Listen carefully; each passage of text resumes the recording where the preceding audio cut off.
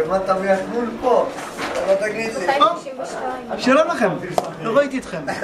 היום אני אלמד אתכם איך להכין רובה אוויר מרק בקבוק פלסטיק ובלון. בואו. טוב, אז מה אתם צריכים בשביל להכין את הרובה האוויר הכי מגניב בעולם? לא הרבה כמו שאתם רואים. אתם צריכים בקבוק, בלון וסכין יפנית. אבל חברים, תיזהרו, משתמשים בזה רק עם ההורים. עכשיו, בואו נראה לכם איך מכינים את הרובה אוויר. סכין,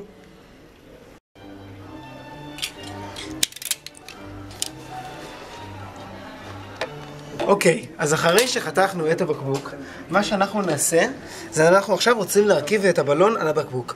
אבל הבלון הוא גדול מדי, אז אנחנו נחתוך אותו גם. את החיתוך אנחנו צריכים לבצע באזור המקום הזה.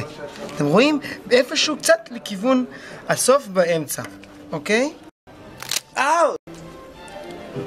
אחרי שגזרנו את הבלון, מה שאנחנו נעשה, אנחנו צריכים לשים את החלק העליון עם הגומי על התחתית של הבלון. בשביל זה אני אקרא לעמיתי אופיר לבוא לעזור לי. אופיר.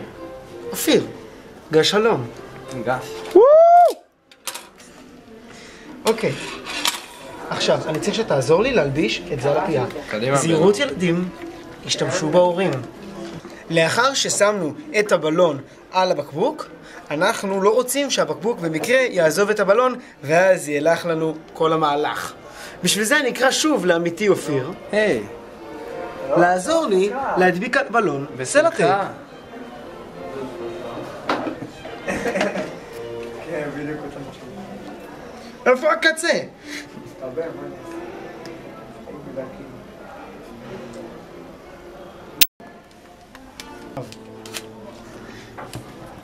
עכשיו, לאחר שסיימנו את הרכבת הבקבוק, הנה לכם רובה אוויר מושלם.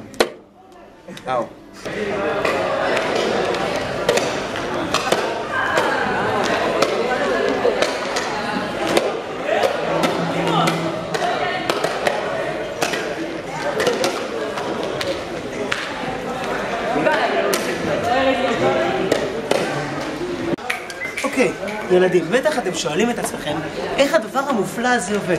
אז אני אסביר לכם. כאשר אנחנו מושכים לגומייה, אוויר מסתבר בחלק הזה של הבלון.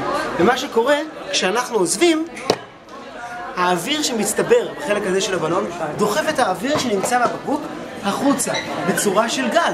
כן ילדים, כמו הגלים בים. תודה שצפיתם.